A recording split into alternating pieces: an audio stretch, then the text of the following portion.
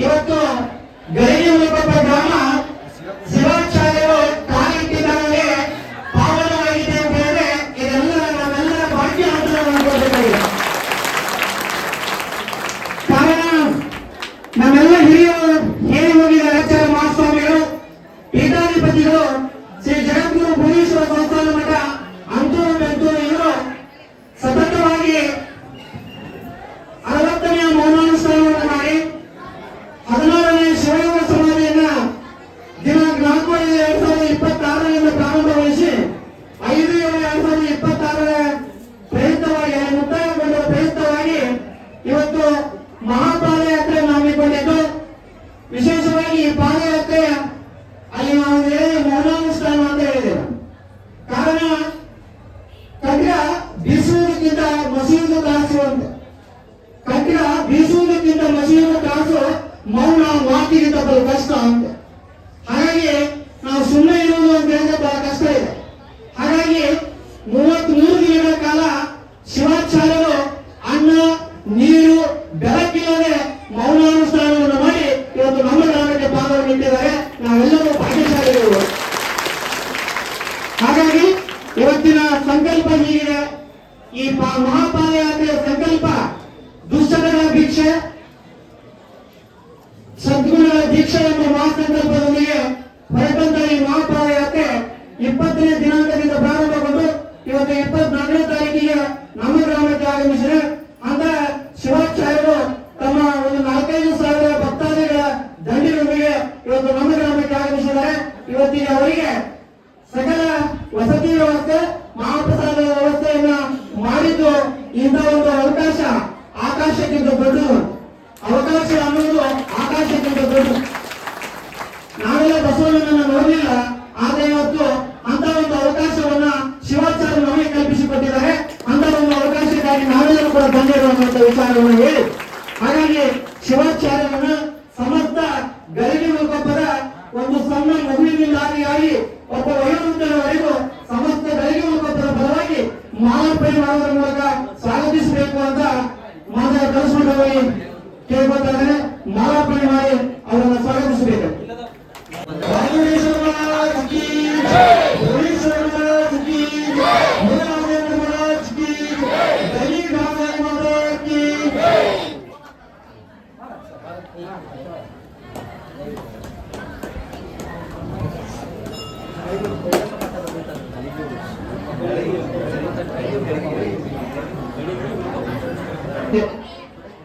ಆದ್ರೆ ಉರಿ ಚನ್ನಬಸವೇಶ್ವರ ಇಚ್ಛೆ, ಭೂರೀಶ್ವರರ ಇಚ್ಛೆ, ರಾಜ್ಯಕೇಶ್ವರ ಇಚ್ಛೆಯಂತೆ ಇವತ್ತು 24ನೇ ತಾರೀಕಿಗೆ ಗರಿಗೆ ಗ್ರಾಮದಲ್ಲಿ ವಾರ ಶುಕ್ರವಾರ ದಿನ ಇವತ್ತು ಈ ಬುಕ್ಕಾಗಿ ಇವತ್ತು ನಾವೆಲ್ಲರೂ ಕೂಡ ಇಂಥ ಒಂದು ಪುಣ್ಯಮಯ ಕಾರ್ಯಕ್ರಮದಲ್ಲಿ ಭಾಗಿಯಾಗಿದ್ದೇವೆ. ಆ ನಿಟ್ಟಿನಲ್ಲಿ ಅವರಿಗೆ ನಾವು ಒಂದೇ ಸಾರಿ ಮೆಸೇಜ್ ಹಾಕಿದಾಗ ನಮ್ಮ ಗ್ರಾಮದ ಪ್ರತಿಯೊಬ್ಬ ತಾಯಂದಿರು, ಅಕ್ಕ ತಂಗಿಯರು, ಅಣ್ಣ ತಮ್ಮಂದಿರು, ಗುರಿಯರಿಯರು ತಮ್ಮ ಎಲ್ಲ ಕೆಲಸಗಳನ್ನು ಬದಿಗಿಟ್ಟು ತನು ಮನ ಧನದ ಸಹಾಯವನ್ನು ಮಾಡಿ ಇವತ್ತು ಬೆಳಿಗ್ಗೆ ಎದ್ದು ಊರಾಗೆಲ್ಲ ನಾವು ಒಂದು ಗಾಡಿಯನ್ನು ತಗೊಂಡು ಬಂದ್ರೆ ಒಂದು 3,000 ರೊಟ್ಟಿ ಇಟ್ಟಿದೆ. ಆಮೇಲೆ ಸಾಕಷ್ಟು ಪ್ರಸಾದದ ವ್ಯವಸ್ಥೆಯನ್ನು ನಮ್ಮ ಗುರಿಯರು ಎಲ್ಲರೂ ಕೂಡಿ ಮಾಡಿದ್ದಾರೆ. ನಿಜವಾಗಿ ಒಂದು ತಾಯಂದಿರಿಗೆ ನಾನು ಎಷ್ಟು ಕೃತಜ್ಞತೆ ನೀಡಿದ್ರು ಸಲ್ಲದು. ಆ ಶ್ರೀಗಳ ಆಶೀರ್ವಾದ ಸದಾ ಕಾಲ ನಿಮ್ಮ ಮೇಲೆ, ನಮ್ಮ ಮೇಲೆ, ನಮ್ಮ ಗ್ರಾಮದ ಮೇಲೆ ಯಾವತ್ತೂ ಇರಲಿ ಅನ್ನುವಂಥ ಬೇಡಿಕೆಯನ್ನ ಭಿನ್ನಗಳನ್ನು ಮಾಡಿಕೊಂಡು ಶ್ರೀಗಳಿಗಾಗಿ ನಾವು ಈಗ ವೇದಿಕೆಯನ್ನ ಎತ್ತಾನ. ಶಿವಯೋಗ ಸಮಾಧಿ, ಇವತ್ತಿನ ಈ ಪಾದಯಾತ್ರೆ, ಇವತ್ತಿನ ನಮ್ಮ ಗ್ರಾಮದ ಎಲ್ಲ ವ್ಯವಸ್ಥೆಯ ಬಗ್ಗೆ ಈ ಕ್ಷೇತ್ರದ ಬಯಲಾಗಿರ್ತಕ್ಕಂಥ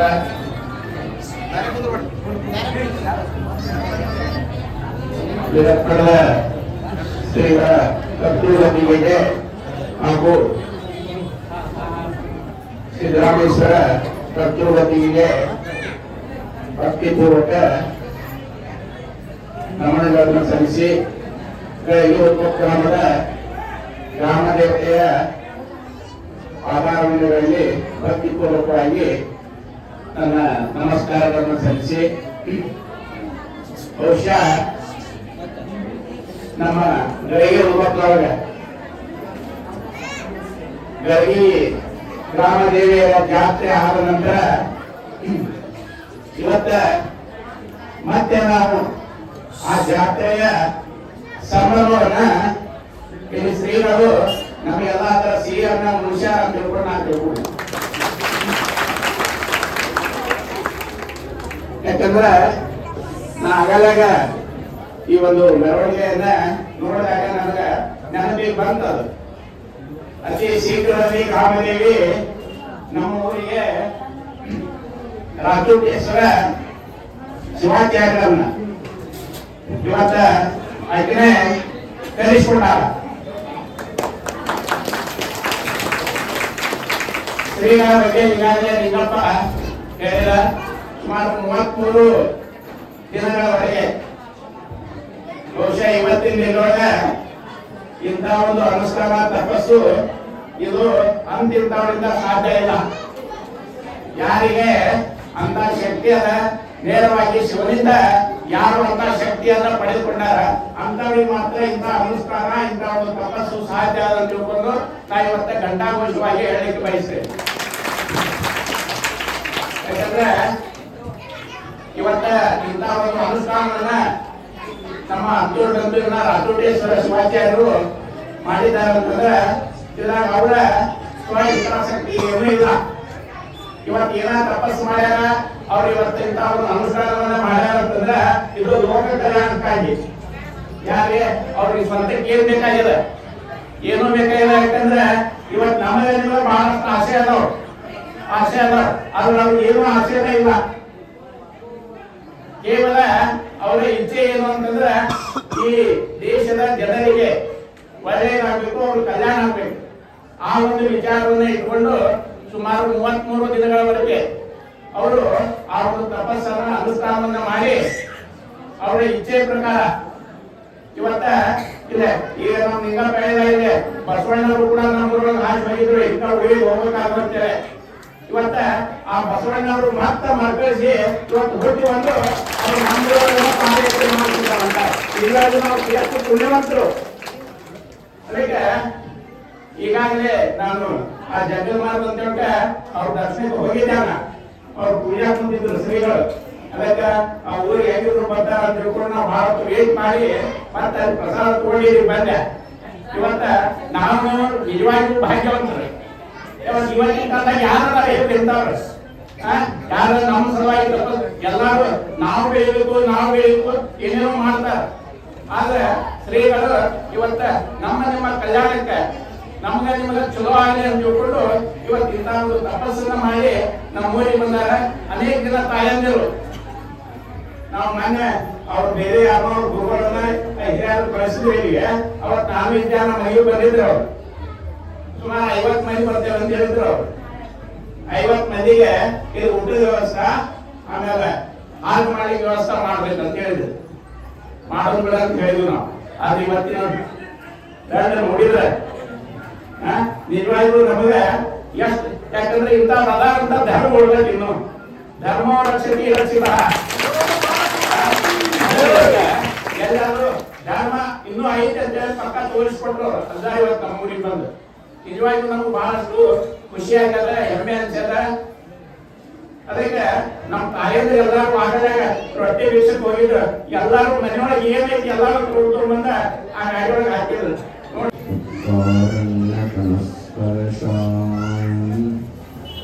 ಮೂಕೋ ವಾಚಸ್ಪತೀಯತೆ ಧರ್ಮೋಪೇಂದ್ರ ಶ್ರೇಯಗಂಗಾಂ ನಮಿತಾಂ ವಾಗದೇಶ್ವರೀಂ ಶ್ರೀ ಗುರುಭ್ಯೋ ನಮಃ.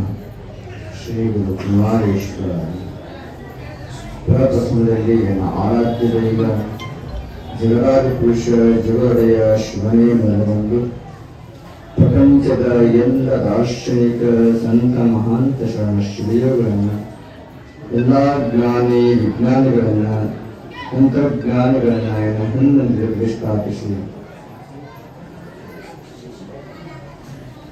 ಶ್ರೀ ಕ್ಷೇತ್ರದ ಒಡೆಯನಾದಂಥ ಸಿದ್ದರಾಮೇಶ್ವರ ಶ್ರೇಯೋಗಳನ್ನು,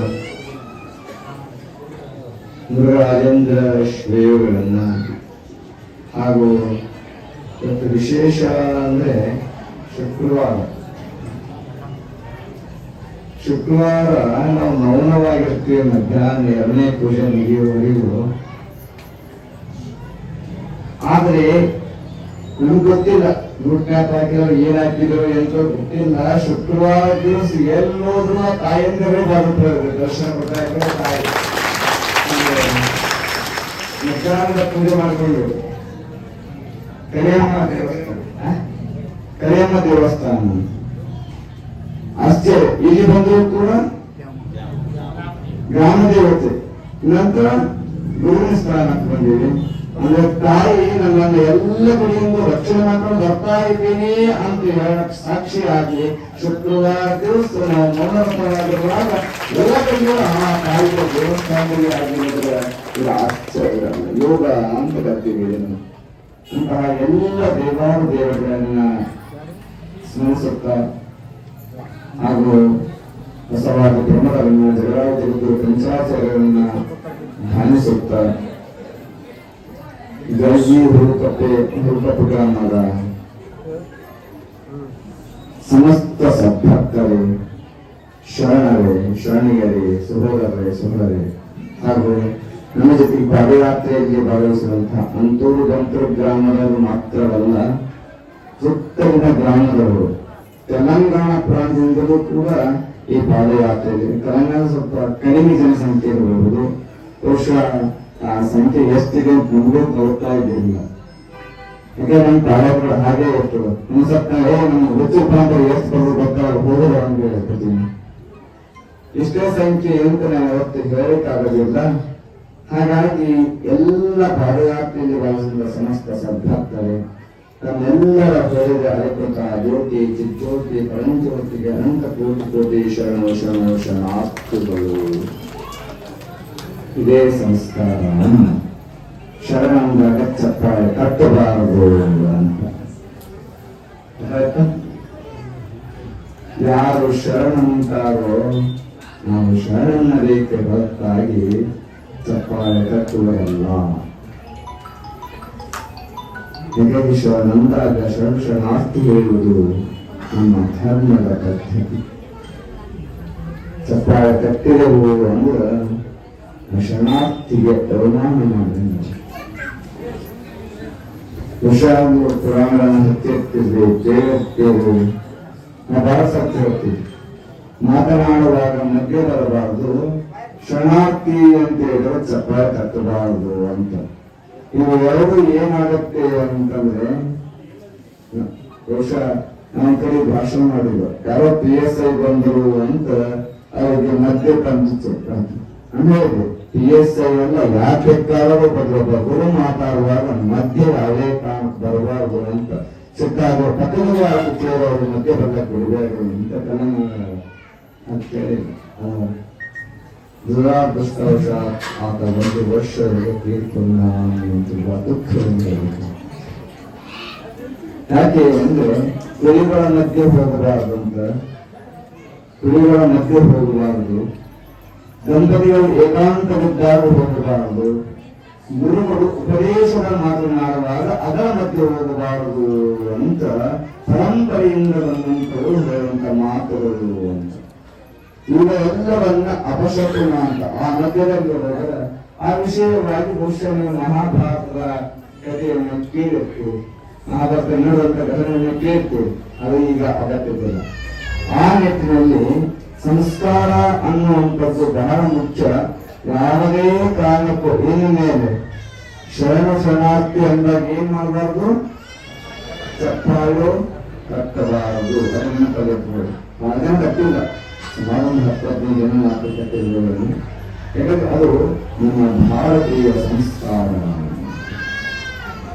ಆ ನಿಟ್ಟಿನಲ್ಲಿ ಇವತ್ತು ನಮ್ಮ ಅನುಷ್ಠಾನ ಮಹಾಮಂಗಳವಾದ ನಂತರ ಬಹುಶಃ 4ನೇ ದಿನವೇ ನಾವು ಪಾದಯಾತ್ರೆ ಬರಬೇಕಾಗುತ್ತೆ.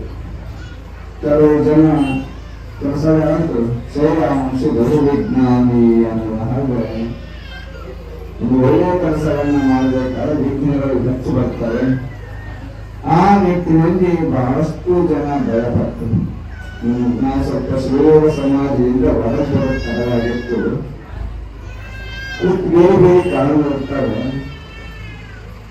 ಸ್ಥಳವಾಗಿರುವುದರಿಂದ ಇವು ಏನು ಭಯಪಟ್ಟು ಅದನ್ನು ಎಲ್ಲಿ ಪ್ರಾಣಕ್ಕೆ ಅಪಾಯ ಆಗುತ್ತದೋ ಏನು ಅಂತ ಭಯದಿಂದ ನಮ್ಮ ಜಿಲ್ಲಾ ಆಡಳಿತ ಜಿಲ್ಲಾಧಿಕಾರಿಯಿಂದ ಆದಿಯಾಗಿ ಜಿಲ್ಲಾ ಆಸ್ಪತ್ರೆಗೆ ತೆಗೆದುಕೊಂಡರು. ಬಹುಶಃ ಬೆಳಗಿನ ಎಲ್ಲರೂ ಕೂಡ ಅಲ್ಲಿ ಜಿಲ್ಲಾ ಆಸ್ಪತ್ರೆಯವರು ಇಷ್ಟು ವ್ಯವಸ್ಥೆ ಮಾಡಿದ್ದಾರೆ ಅಂದ್ರೆ ಈ ಪ್ರಪಂಚದಲ್ಲಿ ಯಾವುದಾದ್ರು ಹಾಸ್ಪಿಟ್ಲ್ ಇಷ್ಟು ವ್ಯವಸ್ಥೆ ಮಾಡಿದ ಹಾಸ್ಪಿಟ್ಲ್ ಇದೇ ಇಲ್ಲ ಮಾಡ್ತಾರೆ. ಗದಗ ಜಿಲ್ಲೆಯ ಹಾಸ್ಪಿಟಲ್ ಅಷ್ಟು ಆ ರೀತಿಯಲ್ಲಿ ವ್ಯವಸ್ಥೆಯನ್ನು ಮಾಡಿದ್ದಾರೆ.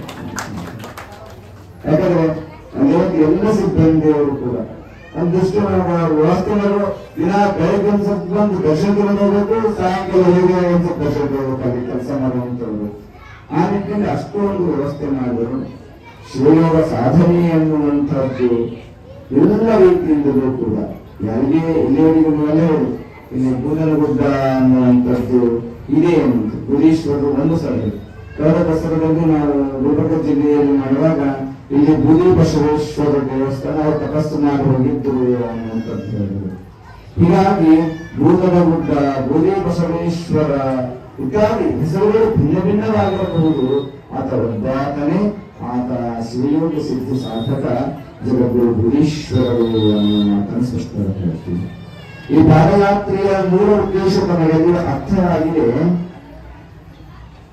ಅನುಷ್ಠಾನವಾದ ತಕ್ಷಣ ಬಹುಶಃ ಇದು 6ನೇ ಪಾದಯಾತ್ರೆ. ನಿಮಗೆ ಮೊದಲ ಪಾದಯಾತ್ರೆ ಮಾಡ್ತಿರಲಿಲ್ಲ. ಮೊಟ್ಟಮೊದಲನೇ ಪಾದಯಾತ್ರೆ ತನ್ನಗಾವ ಶ್ರೀಶೈಲ ಮಾಡಿದ್ದೆವು. ಶ್ರೀಶೈಲದ ಪಾದಯಾತ್ರೆ ನಂತರ ಇಷ್ಟು ಅದ್ಧೂರಿಯಾದ ಪಾದಯಾತ್ರೆ ಯಾವುದೂ ಆಗಿಲ್ಲ. ಶ್ರೀಶೈಲ ಪಾದಯಾತ್ರೆಯನ್ನು ನೋಡಾಕಿರುವಂತ ಹೇಳುವ ನಮ್ಮ ಕರ್ನಾಟಕದ ಅಲ್ಲಿನ ಉಣ್ಣಕಪ್ಪೆ ಗೈರು ಉಣ್ಣಕಪ್ಪೆ ಆಗಿರ್ಬೋದು, ಬಹುಶಃ ಎಲ್ಲರೂ ಕೂಡ ನಾವು ಯಾವತ್ತಿದ್ರು ಶ್ರೀಶೈಲ ಪಾದಯಾತ್ರೆ ಅಷ್ಟು ಗಾಡಿ ಯಾವುದು ಆಗಿಲ್ಲ ಅಂತಂದ್ರೆ ಕರ್ನಾಟಕದಲ್ಲಿ ಎಲ್ಲ ಬೇಕಾದನ್ನ ಹೋರಾಟದಂತ ಭಕ್ತರಾದ ಭಾಗಗಳನ್ನು ನುಡಿಯುವುದರಲ್ಲಿ ಪರಿಣಿತರೆ ಯಾರು ಕರ್ನಾಟಕದ ಜನತೆ ಅಂತ ಹೇಳಿರುವಂತಹ ಪರಿಸ್ಥಿತಿ ಇದೆ. ಹಾಗಾಗಿ ಅದು ಇವತ್ತು ನೋಡುವಾಗ ನಿನ್ನೆ ಹುಬ್ಬಳ್ಳಿ ತುಂಬಾ ಜನಕವಾಗಿತ್ತು. ಅದನ್ನ ನೇಮಿಸುವ ರೀತಿಯಲ್ಲಿ ಹುಣಕಪ್ಪ ಗ್ರಾಮದ ಭಕ್ತರು ಮತ್ತು ನಮ್ಮ ಸ್ವಾಗತ ಮಾಡಿರುವ ಈ ಪಾದಯಾತ್ರೆಯಲ್ಲಿ ಮಾಡಿದರೆ ಎಲ್ಲರಿಗೂ ವ್ಯವಸ್ಥೆ ಮಾಡಿದ್ದಾರೆ. ಆದ್ರೆ ಎಲ್ಲವನ್ನ ಮೀರಿಸುವ ರೀತಿಯಲ್ಲಿ ಇವತ್ತು ನೀವು ಸ್ವಾಗತ ಮಾಡಿದ್ರೆ ಬಹಳ ಆನಂದವಾಗಿದೆ. ಹಾಗಾಗಿ ತಮ್ಮೆಲ್ಲರಿಗೂ ಕೂಡ ರೈತರಾಗಿರಬಹುದು, ನೌಕರಸ್ಥರಾಗಿರಬಹುದು, ಎಲ್ಲರಿಗೂ ಕೂಡ ಭಗವಂತ ಆ ಪರಮಾತ್ಮ ಪರಮಶಿವ ಹಾಗೆ ಇರುವಂತ ಎಲ್ಲ ದೇವಾನುದೇವರು, ನಾವು 33 ಕೋಟಿ ದೇವತೆಗಳು ಅಂತ ಹೇಳ್ತೀವಿ. ಎಲ್ಲ 33 ಕೋಟಿ ದೇವತೆಗಳು ನಿಮಗೆ ಸದಾ ಕಾಲ ಸುಖ, ಶಾಂತಿ, ನೆಮ್ಮದಿಯನ್ನ ನೀಡುವಂತಹ ಆಶೀರ್ವಾದ ಇರಲಿ ಅಂತ ಅವರಿಗೆ ಪ್ರಾರ್ಥಿಸುತ್ತಾರೆ. ನೋಡಿದಂತೆ ಎಲ್ಲರೂ ಜಿಲ್ಲಾ ಪಂಚಾಯತಿ ಮಾಜಿ ಅಧ್ಯಕ್ಷರು, ತಾಲೂಕ್ ಪಂಚಾಯತಿ ಮಾಜಿ ಅಧ್ಯಕ್ಷರಿಂದ ಆದಿಯಾಗಿ ಎಲ್ಲರೂ ಇದ್ದರೂ ಕೂಡ ಯಾಕೆ ಇದೇ ಅವರ ಸ್ಥಾನ ಏನಿದ್ರೂ ಕೂಡ ಬೆಳಗಿನಲ್ಲಿ ನಾವು ಪಾಠಗಳನ್ನು ಕೂತಬೇಕು. ಒಂದೇ ಚೇರ್ ಹಾಕದ ಹಾಗೆ ಇದೇ ಭಕ್ತಿ ಅಂತ ಹೇಳುವಂಥದ್ದು. ಬೆಳಗಿನ ಸಮಯ ನಾವು ದೇಶದ ಪ್ರಧಾನಿ ಆಗಿರಬಹುದು, ಬರಿಯಲ್ಲೇ ಕೂತ್ಕೋಬೇಕು ಅನ್ನುವ ಸಂಸ್ಕಾರ ಭಾರತದಲ್ಲಿ ಇದೆ. ಅದು ವಿಶೇಷವಾಗಿ ಕರ್ನಾಟಕ ನಾಡಿನಂತೆ ಹೇಳುವಾಗೇ ಇರಲಿಲ್ಲ ಸಂಸ್ಕಾರ. ಅಂತಹ ಬೇಕು ಎಲ್ಲರಿಗೂ ಚೇರ್ಗಳನ್ನು ಹಾಕುವುದಾಗುತ್ತೆ. ಹಾಗಾಗಿ ಅದೇ ಸಂಸ್ಕಾರ ಗುರುವಿನ ಸಂವಿಧಾನದಲ್ಲಿ ನಾವು ಪಾದರಿಯಲ್ಲಿ ಕೂತಬೇಕು ಅನ್ನುವಂತಹ ಒಂದು ಸಂಸ್ಕಾರ ಹುಣಕಪ್ಪ ಗ್ರಾಮದಲ್ಲಿ ಕಾಣ್ತಾ ಇದ್ದೇವೆ. ನಿಜವಾದ ಯಾಕಂದ್ರೆ ಆ ಸಂಸ್ಕಾರ ಕಾಣ್ತಾ ಇದ್ದೇನೆ ಎಲ್ಲೋ ಅದಕ್ಕೆ ಕಾರಣ ಯಾರು ಹೋದ ಚನ್ನಬಸವಣ್ಣ ಹೋಗೋದಲ್ಲ, ಅದು ಕಾರಣ ಅಂತ ಹೋಗಬೇಕಾಗುತ್ತದೆ ಅಲ್ಲ, ಅದು ಕಾರಣ. ಚನ್ನಬಸವಣ್ಣ ನೆಗಾಡುವಂತಹ ಕಾರಣ. ಚನ್ನಬಸವಣ್ಣ ಈ ಭಾಗದಲ್ಲಿ ದೊಡ್ಡ ಪ್ರಸಾರವನ್ನು ಮಾಡಿದ್ದಾನೆ. ಬಸವಣ್ಣ ಅಳೆಯುವಾಗ ಹಾಗಾಗಿ ಧಾರವಾಡ ಜಿಲ್ಲೆ ನಾವು ನಿನ್ನೆ ಹುಬ್ಬಳ್ಳಿಯಲ್ಲಿದ್ದರೆ ಧಾರವಾಡ ಸೆಪ್ಟೆಂಬರ್ ಹುಬ್ಬಳ್ಳಿಯಲ್ಲಿ ಹೋಗುತ್ತೆ. ನಾವು ಬಸವಪುರ ಹಚ್ಚಿದಾಗ ಧಾರವಾಡ ಜಿಲ್ಲೆಗೆ ವ್ಯಾಪ್ತಿಗೆ ಸೇರಿದಂತಹ ಮಜ್ಜಿಗುಡ್ಡಿಯಿಂದ ಕೆನ್ನೆಯನ್ನು ಕೊಟ್ಟಿದ್ದಾರೆ. ಹಾಗಾಗಿ ನಾವು ಗದಗ ಜಿಲ್ಲೆಯ ಮಗನಾಗಿದ್ದೀವಿ, ಧಾರವಾಡ ಜಿಲ್ಲೆಗೆ ಮೊಮ್ಮಗನಾಗಿ ಬಂದಿದ್ದೀವಿ ಅನ್ನೋ ಮಾತನ್ನ ನೀವಾಗಿರೋದು ಕನ್ಯಾಕುಮಾರಿ ಮೊಮ್ಮಗನೇ ಅಲ್ವಾ ಧಾರವಾಡ ಜಿಲ್ಲೆ. ಈ ಸ್ವಾಮಿಗಳು ಅಂತ ತಿಳ್ಕೊಳ್ಳೋರು ಧಾರವಾಡ ಜಿಲ್ಲೆಗೆ ಸದಾ ಮೊಮ್ಮಗನಾಗಿರ್ತೀನಿ, ಗದಗ ಜಿಲ್ಲೆಯ ಮಗನಾಗಿದ್ದೇವೆ ಅನ್ನೋ ಮಾತನ್ನು ಹೇಳೋದು. ನಮ್ಮ ಪದಯಾತ್ರೆಯ ಮೂಲ ಉದ್ದೇಶಗಳ ಗೊತ್ತಾಗಿದೆ. ಊರು 5,000ಕ್ಕಿಂತ ಅಧಿಕ ಜನಸಂಖ್ಯೆ ಹೊಂದಿರುವಂತಹ ಊರು ಅಂತ ಗೊತ್ತಾಯಿತು. ಹುಬ್ಬಳ್ಳಿಯಲ್ಲೂ ಇಡೀ ಭಿಕ್ಷೆಯನ್ನು ಕೇಳಿದ್ದೇವೆ.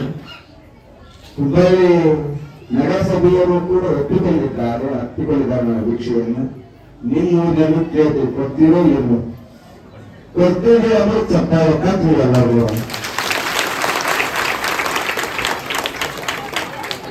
ಸ್ವಲ್ಪ ಜನ ತಪ್ಪುಗಳು ಕಾಣ್ತಾ ಇಲ್ಲ, ನಿಮಗೆ ಭಯ ಇದೆ. ಇನ್ನು ಭಾಳ ದುಡ್ಡು ಕೇಳಕೊಂಡ್ರೆ ನೀವು ಯಾಕೆ ಅಂದ್ರೆ ಹುಬ್ಬಳ್ಳಿ ನಗರದಲ್ಲಿ ನಾವು ಎಲ್ಲಾ ಕಡೆ ಹೋದಾಗ ಪಾದಯಾತ್ರೆಯ ಮೂಲ ಉದ್ದೇಶವು ದುಶ್ಚಟಗಳ ಭಿಕ್ಷೆ, ಸದ್ಗುಣಗಳ ದೀಕ್ಷೆ ಅಂತ. ಇನ್ನು ನಮ್ಮ ಬಸವಾದ ಪ್ರಮದರಾಗಿರ್ಬೋದು, ರೇಣುಕಾದಿ ಪಂಚಾಚಾರಗಳಾಗಿರಬಹುದು, ಇಲ್ಲಿವಂತೆ ನಾವು ಯಾವ 33 ಕೋಟಿ ದೇವತೆಗಳು ಅಂತ ಹೇಳ್ತೀವಿ. 33 ಕೋಟಿ ದೇವತೆಗಳು ಯಾರು ಅಂತ ಗೊತ್ತಿರಬೇಕು. ಏಕಾದಶ ರುದ್ರರು, ದ್ವಾದಶ ಆದಿತ್ಯರು, ಅಷ್ಟವರ್ಷಗಳು ಮತ್ತು ಇಂದ್ರ, ಬ್ರಹ್ಮ ಇತ್ಯಾದಿಗಳನ್ನು ಕೂಡಿ 33 ಕೋಟಿ ಪ್ರಕಾರದ ದೇವರನ್ನು ನಾವು ಹರಿಹಾರನಾಗಿದ್ದೇವೆ. ಎಲ್ಲ ದೇವತೆಗಳ ಭಾರತೀಯ ಪರಂಪರೆಯಲ್ಲಿ ಅಹಿಂಸ ಪ್ರಥಮ ಧರ್ಮ. ಮೊದಲನೇದಾಗಿ ಯಜ್ಞ ಹೋಮವನ್ನು ಮಾಡುವಾಗ ಹೇಳ್ತಾರೆ, ಯಜ್ಞ ಹೋಮ ಅಹಿಂಸಂ ಪ್ರಥಮಂ ಪುಷ್ಪಂ. ಮೊಟ್ಟ ಮೊದಲನೇ ಪುಷ್ಪ ಭಗವಂತನಿಗೆ ಅರ್ಪಣೆ ಮಾಡಬೇಕೆಂದು ಯಾವುದೋ ಅಹಿಂಸವೇ ಪರಮೋ ಪುಷ್ಪ. ಅಹಿಂಸೆ ಪ್ರಥಮವಾದಂತಹ ಧರ್ಮ, ಶ್ರೇಷ್ಠವಾದ ಧರ್ಮ ಯಾವುದಾದರೂ ಅಹಿಂಸೆ. ಹಾಗಾಗಿ ನಾವು ಕೇವಲ ಒಂದು ಮೊದಲನೇದು ಏನು ಅಂದ್ರೆ, ನಾವು ಜಾತಿ, ಮತ, ಪಂಥ, ಧರ್ಮಕ್ಕೆ ಸೀಮಿತರಾದ ಸ್ವಾಮಿಗಳು ಅಲ್ಲ. ಯಾಕಂದ್ರೆ ಈ ಮನುಕುಲಕ್ಕೆ ಸಂಬಂಧಪಟ್ಟಂತಹ ಸ್ವಾಮಿಗಳು ಅನ್ನೋ ಮಾತನ್ನು ನಮಗೆ ಎಷ್ಟೋ ಜನ ಮುಸ್ಲಿಮ್ಸ್ ಕೂಡ ಬರ್ತಾರೋ, ಅವರು ನಮ್ಮ ಹತ್ರ ಭಿಕ್ಷೆಯನ್ನು ನೀಡಿದರೆ ಅವರು ಮಾಂಸಾಹಾರ ಸೇವನೆ ಮಾಡ್ತಾ ಇರಲಿಲ್ಲ. ಕೇವಲ ಹಿಂದೂ ಅಂತಾಗಲಿ, ವೀರಶೈವಂತಾಗಲಿ, ಶೈವವನ್ನಾಗಲಿ ಕೇಳುವುದಿಲ್ಲ. ಎಲ್ಲರೂ ಒಂದೇ, ನಾವು ಭಾರತೀಯರು ಎನ್ನುವ ಸಿದ್ಧಾಂತ ಪ್ರತಿಪಾದನೆ ಮಾಡುವಂಥದ್ದು. ಧರ್ಮದ ಹೆಸರಲ್ಲಿ ಓಡಾಡುವುದಿಲ್ಲ. ಧರ್ಮ ಧಾರಣ ಪೋಷಣೆಯುವುದು, ಗಳಿಸುವುದು, ಪೋಷಿಸುವುದು ಎನ್ನುವ ಅರ್ಥದಲ್ಲಿ ಧರ್ಮ ಪ್ರತಿಪಾದನೆಯಾಗಿದೆ. ಹೊರತಾಗಿ ಹೊಡೆದಾಡು ಎನ್ನುವ ಅರ್ಥದಲ್ಲಿ ಧರ್ಮ ಅರ್ಥ ಪಡುವುದಿಲ್ಲ. ಹಾಗಾಗಿ ನಾವೆಲ್ಲರೂ ಒಂದಾಗಿ ಚಂದಾಗಿ ಪ್ರೀತಿಯಿಂದ ಬಾಳಬೇಕು. ಅದು ನಿಜವಾದ ಧರ್ಮ, ನಿಜವಾದ ಧರ್ಮ. ಆದರೆ ಇಲ್ಲಿ ನಾವು ಬಂದಿರೋದು ನಿಮ್ಮ ಭಿಕ್ಷೆ ಕೇಳಕ್ಕಾಗಿ ಪಾದಯಾತ್ರೆ ಆರಂಭ ಮಾಡಿದ್ವಿ. ಪ್ರತಿಯೊಂದು ಊರಿಗೆ ಹೋದಾಗ ಭಿಕ್ಷೆ ಕೇಳ್ತೀವಿ.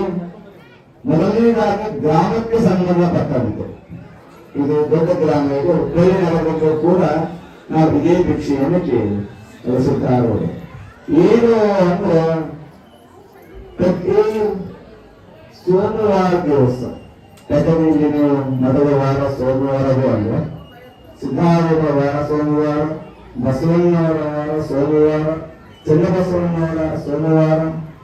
ಹಾಗಾಗಿ ನಮ್ಮ ಜಗದ್ಗುರು ಗುರೀಶ್ವರ ವಾರವು ಸೋಮವಾರವೂ ಆಗಿದೆ. ಆ ನಿಟ್ಟಿನಲ್ಲಿ ಗ್ರಾಮದ ಪ್ರತಿನಿಧಿಗಳು ಎಲ್ಲರಿಗೂ ಆ ಭಿಕ್ಷೆಯನ್ನು ಕೇಳ್ತಾ ಇದ್ದೇವೆ. ಸೋಮವಾರ ದಿವಸ ಬೆಳಗ್ಗೆ ಹೋಗಪ್ಪ ಯಾವುದೇ ಮಾಂಸದ ಅಂಗಡಿಗಳಾಗಲಿ, ಮಾಂಸವನ್ನ ತಿನ್ನುವಂಥದ್ದು ನಾವು ಕೆಟ್ಟು ಬಿಡ್ತೀವಿ ಅಂತ ನೀವೆಲ್ಲರೂ ಪ್ರತಿಜ್ಞೆ ಮಾಡಬೇಕು. ಭಿಕ್ಷೆ ಬೇಕು, ಅವರು ಅದನ್ನು ಬಿಟ್ಟರೇ ಇಲ್ಲ. ಹಿಂಗೆ ತಗೋಬೇಕು. ವಾರದಾಗ ಒಂದು ದಿವಸ ಎಲ್ಲಕ್ಕೂ ಜಗಳ ಪ್ರತಿಜ್ಞೆ ಮಾಡಿ ಸೋಮವಾರ ಒಂದು ದಿವಸ ಬಿಡ್ತೀವಿ. ಚಪಾತಿ ಬಾಯಿ ಜಾಸ್ತಿ ಮಾಡ್ತಾವಲ್ಲ ನೋಡಿ. ಈ ದಾದಾಪುರದಲ್ಲಿ ಪ್ರಥಮ ಸ್ಥಾನ ಹೊಂದಿರುವವರು ತಾಯಂದಿರು ಅಂತಿರಬೇಕು ಗ್ರಾಮದಲ್ಲಿ. ಆದ್ರೆ ನಾವು ಕೇಳಿ ದಾನಕ್ಕಿರಿ ಯಾರು ಬಿಟ್ಟಿದ್ದೆ ಇಲ್ಲಿ ಹೆಬ್ಬೆ ತರಲಿಲ್ಲ. ನೀವೆಲ್ಲರೂ ಕೂಡ ಏನ್ ಮಾಡ್ತೀರಿ, ನಿಮ್ಮ ಹತ್ರ ಇರುವಂತಹ ಜುಟಕ ಹಾಕೋದಾಗಿರ್ಬಹುದು, ತಂಬಾಕು ಸೇವನೆ ಆಗಿರಬಹುದು, ಕುಡಿಯೋದಾಗಿರ್ಬಹುದು, ಸಿಗರೇಟ್ ಸೇವನೆ ಆಗಿರಬಹುದು, ಮತ್ತು ಸಂಪೂರ್ಣವಾಗಿ ಗ್ರಾಮ ಎಲ್ಲವೂ ಕೂಡ ಯಾರೂ ಕೂಡ ಮಾಂಸಾಹಾರವನ್ನು ಸೋಮವಾರ ದಿವಸ ಸೇವಿಸುವುದಿಲ್ಲ, ಯಾರು ಕುಡಿಯುವುದಿಲ್ಲ ಅನ್ನುವಂಥದ್ದಿದ್ರೆ ಚಪ್ಪಾಳೆ ಬಗ್ಗೆ ಎಷ್ಟು ಜನ ಗೊತ್ತಿಲ್ಲ.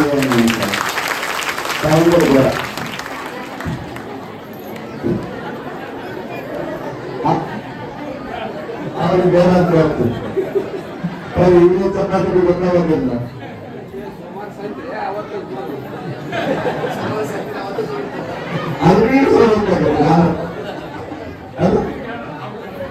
ಮೆಣಸು ಮಕ್ಕಳು ಮಾತ್ರ ಇನ್ನೊಂದು ಗ್ರಾಮ ಸ್ಪೆಷಲ್ ಎದುರೇ ಇಲ್ಲ. ಇಲ್ಲಿ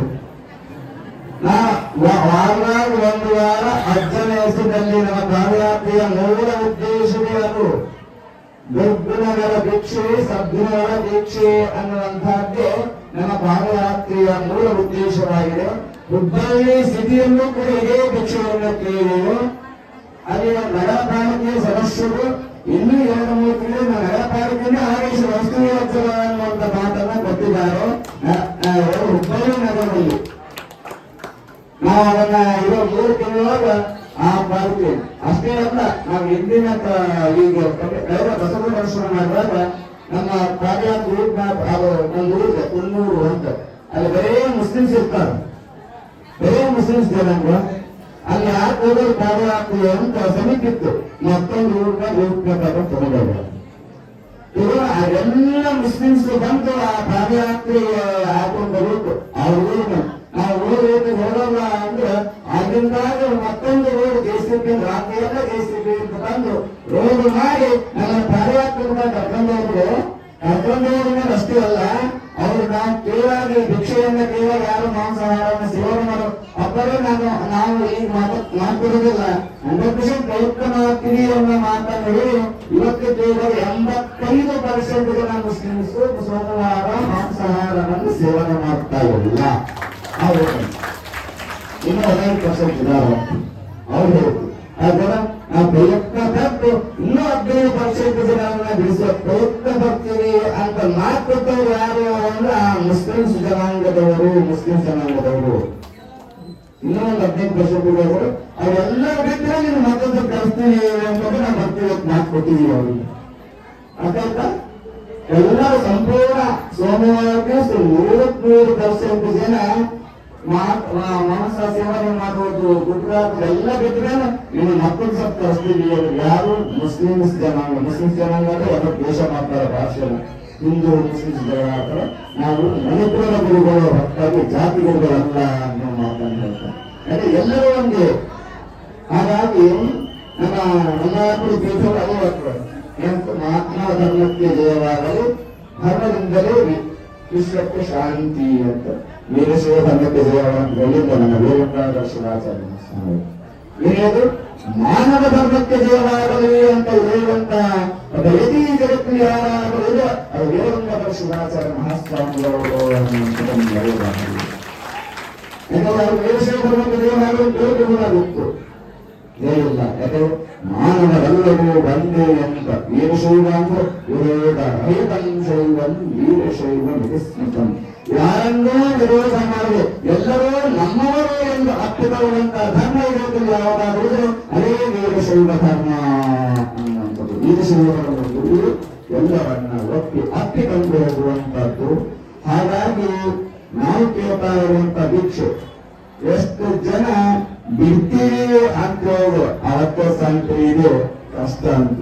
ಸಂಖ್ಯೆ ಇದ್ದದ್ದು ಅಂದ್ರೆ ವಿಷಯವಾಗುವಂಥದ್ದು. ಬೇಗ ಸಂಖ್ಯೆ ಬೇರೆ ವಾರ ಹಾಕ್ಸ್ಕೊಳ್ಳಿ, ವಾರೇ ಜೀವ ನಿಮ್ಗೆ ಅಷ್ಟು ಬೇಕಿತ್ತು ಅಂತ ಹುಬ್ಬಳ್ಳಿ ನಗರ ಸದಸ್ಯರು ಅಪ್ಪಿಕೊಂಡಿದ್ದಾರೆ ಅಂದ್ರೆ ಹುಡುಕೊಟ್ಟು ಗ್ರಾಮದವರು. ಅವರು ಒಂದು 3 ತಿಂಗಳು ಕೈಗೊಂಡವರು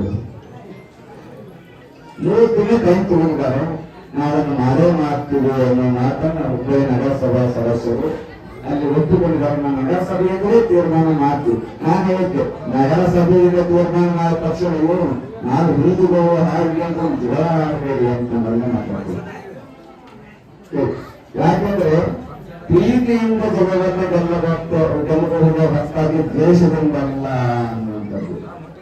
ಈಗ ನಾವು ಎಲ್ಲರೂ ಕೂಡ ಮುಸ್ಲಿಮ್ಸ್ನ ಸ್ವಾಗತ ಮಾಡ್ತಾರೋ, ಅವರು ನಮ್ಮನ್ನು ಆಹ್ವಾನಿಸ್ತಾರೋ ಅದು ಪ್ರೀತಿಯಿಂದಿದ್ದರೆ ಮಾಡ್ತಾರೆ. ಈ ಮುಸ್ಲಿಮ್ಸ್ ಸಹಿ ಬರಬಾರ ಅವರು ನಮ್ಮ ಸಹಿ ಬರೋದಿಲ್ಲ. ಯಾಕಂದ್ರೆ ಈ ಜಗತ್ತು ಧರ್ಮದ ಹೆಸರಲ್ಲಿ ಹೊರಡೋದಿಲ್ಲ, ಅದು ಮೊದಲನೇದಾಗಿ ನಿಲ್ಲಬೇಕು. ಯಾರೇ ಆಗಲಿ ಧರ್ಮದ ಹೆಸರಿನ ಹೊರಡಾಡುವುದು ಧಾರ್ಮಿಕ ಅಲ್ಲವೇ ಅಲ್ಲ, ಧರ್ಮದ ಹೆಸರು ಹೊರಡಾಡುವಂಥವು. ಯಾಕಂದ್ರೆ ಧಾರ್ಮಿಕತೆ ಎನ್ನುವಂಥದ್ದು ಆಚರಣೆಯಿಂದ ಬರಬೇಕು ಹೊರತಾಗಿ ಜಗಳ ಆಡೋದ್ರಿಂದ ಧಾರ್ಮಿಕತೆ ಬರುವುದಿಲ್ಲ ಅನ್ನುವಂಥದ್ದು ಸ್ಪಷ್ಟವಾಗಿ ನೆನಪಿರಬೇಕು. ಸುಮ್ಮನೆ ಅವರು ಏನೋ ಹಾಕತ್ತಾರೋ ನಾವು ದೇಶದಿಂದ ಹಾಕತ್ತೀವಿ ಅಂತ ಹೋಗಿ ಸ್ಟ್ರೈಕ್ ಮಾಡಕ್ ಹೋಗಿ ಅವರಂತೆ ನಾವು ಆಗಬೇಕು ಅನ್ನೋದು ಬೇಡ. ನಮ್ಮದೇ ಒಂದು ಸಿದ್ಧಾಂತವಿದೆ, ಅವರಿಗೂ ಕೂಡ ತಿಳಿಸಿ ಹೇಳೋಣ. ಮುಸ್ಲಿಮ್ಸ್ ಕೂಡ ಎಷ್ಟೋ ಜನ ಪರಿವರ್ತನೆ ಆಗಿದ್ದಾರೆ. ಯಾಕಂದ್ರೆ ಅವರು ಕೊಟ್ಟಂತ ಮಾತಿನ ಪ್ರಕಾರ 95-15% ಇದೆ. ಅವರಿಗೆ ನಾವು ನಿಧಾನವಾಗಿ ಹೇಳಿ ಯಾಕಂದ್ರೆ ಅವರು ಆ ಊರಿನಲ್ಲಿರುವಂತದ್ದು ಇಂದು ಜಿಲ್ಲಾ ಪಂಚಾಯತ್ ಅಧ್ಯಕ್ಷ ಆಗಿದ್ದರು ಅಂತೇಳಿ ಎಲ್ಲ ಪರಿವರ್ತನೆ ಆಗ್ತದೆ. 100% ಆದ್ರೆ ನಿಮ್ಮ ಹತ್ರ ಬರ್ತಿದ್ದೀವಿ ಅಂತ ಮಾತು ಕೊಟ್ಟಂತ ವ್ಯಕ್ತಿ ಇವತ್ತು ಮುಖ್ಯಮಂತ್ರಿ ಜಿಲ್ಲಾ ಪಂಚಾಯತ್ ಅಧ್ಯಕ್ಷ ಆಗಿದ್ರು ಮಗ ಮಾತು ಕೊಟ್ಟ.